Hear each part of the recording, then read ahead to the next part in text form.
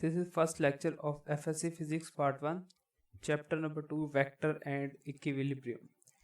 In physics, we have to deal with two type of quantities, physical quantities and non-physical quantities. So first of all, you should have clear understanding of physical quantities and non-physical quantities.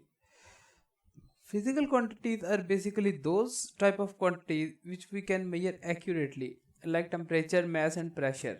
If you have a thermometer, you can calculate or measure exact temperature using it, and if you have a physical balance, likewise mass can be calculated precisely and pressure can be calculated using barometer exactly and accurately.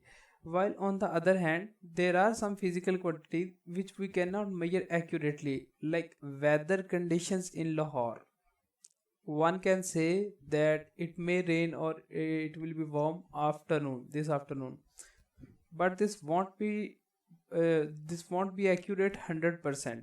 So it is such type of quantity which we can only guess, or we can only say that it may happen, but not with 100% accuracy. So this is known as non-physical quantity.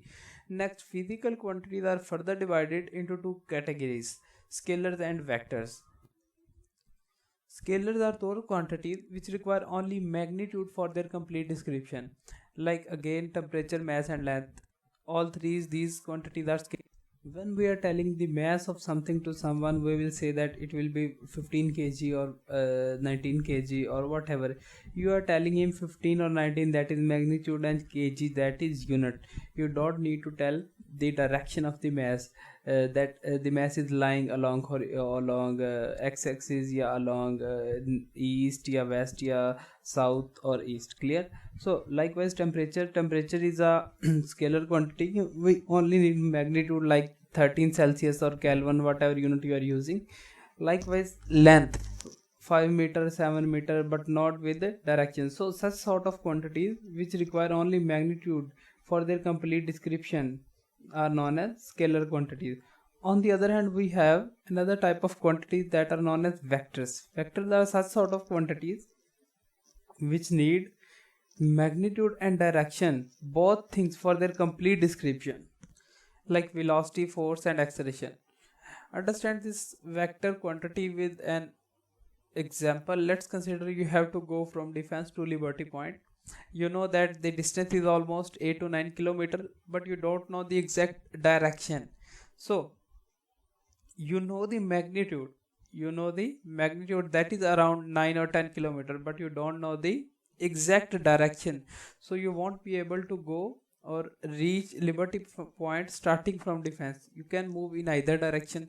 So it is a lighter example or irrelevant example, you may say, that explains the best vector quantity. Vector quantities basically are those which require both things. It means you needed a magnitude plus you needed a perfect direction to completely describe your journey from Defense to Liberty Point. Clear? So velocity, force and acceleration are examples of vectors. We needed magnitude and direction for their complete description. So next we have to discuss vector representation. Vector can be represented in two ways, either symbolically or graphically. Symbolically, method is quite simple. You just have to write the letters V, A or F. V for velocity, F for acceleration and F for force. If you want to represent a vector using a symbolical method, you just need to write a bold letter or write a lighter letter with an arrow on top. So these two things will tell you that the written quantity is basically is a vector quantity, not a scalar quantity. On the other hand, vectors can also be represented graphically. In order to graphically represent a vector, you draw an arrow. So the length of the arrow basically determines the magnitude of the vector, and the angle which arrow makes with horizontal positive x-axis will tell you the direction of the vectors. Clear? So there are two methods to represent a vector: symbolical or graphical. Clear? So graphical representation, in order to draw a vector you needed a coordinate system, and in your physics you will only be studying rectangular coordinate system. Inshallah, in next lecture we will be studying rectangular coordinate system. So today we have covered physical quantities, non-physical quantities, scalars, vectors, and vector representation. Clear? So these lectures are provided you by Sayyid Academy. Basically, it's a 90-day challenge to all those students who want to cover their physics in 90 days. These lectures are also available in Urdu. Just look at the channel and see the Urdu lectures playlist.